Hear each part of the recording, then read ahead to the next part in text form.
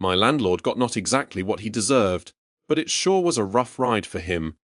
I had a landlord who was pretty absent. I lived in this building, a high rise, like 20 stories, for over 10 years. He, despite living next door to me, was absent and cold personally, but cool enough. Rent was good, and our agreement was never bother him about anything unless it was an absolute emergency. Shower head wonky, go buy a new one. Fridge breaks, get it fixed. Or just buy a new one. Take it out of what you pay in rent. Lost the receipt. He'd say, I don't care. I know more or less what a fridge costs. Just take it out of rent. Finally, his wife decides she wants more rent. She wants to rent the place out as an office, which isn't legal, and wants us out as soon as possible. I agreed to move out a month early in exchange for a month's rent back, plus my deposit. Then, complete 180 on their part. The place is ruined. We can't give you anything until you fix all this stuff. Two main things: my cats had scratched up the leather legs of the dining table, and the pull-up bar left 2 dents in the door frame of the kitchen, which was nice hardwood.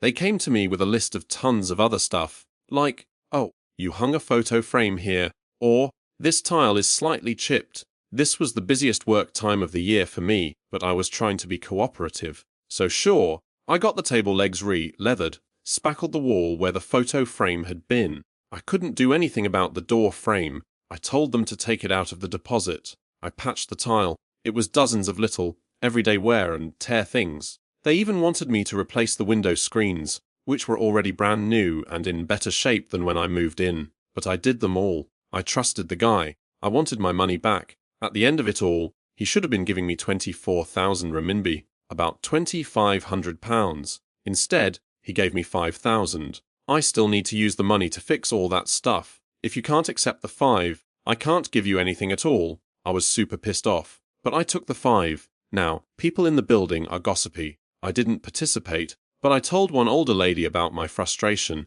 She told everyone. His wife went from being the star of the mommies group in the building to nobody wanting to talk to her. People shunned the guy too. I had originally told them I was planning on moving to another city, but an opportunity came up, and I ended up renting a similar unit in the same building. So they thought they could screw me over and not have to see me, but now they still did, often. A year later, the office calls me with some question about how to use the floor heating. I go check it out. The door frame is still dented. I call the guy and say, what the hell, man? He just tells me to mind my own business. 5 years later, I see the light at my old place is still on at 3 a.m.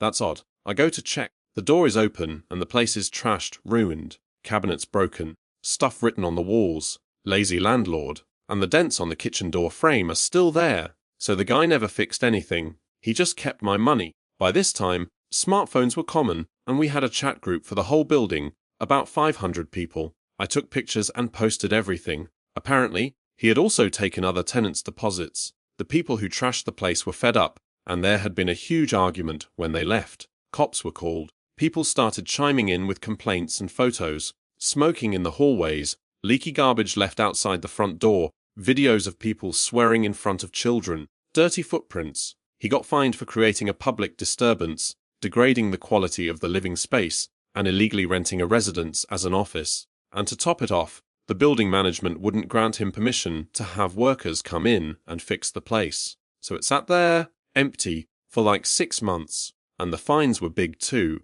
Take 1.5 months rent from me, lose a full year's rent. Suck it, bro.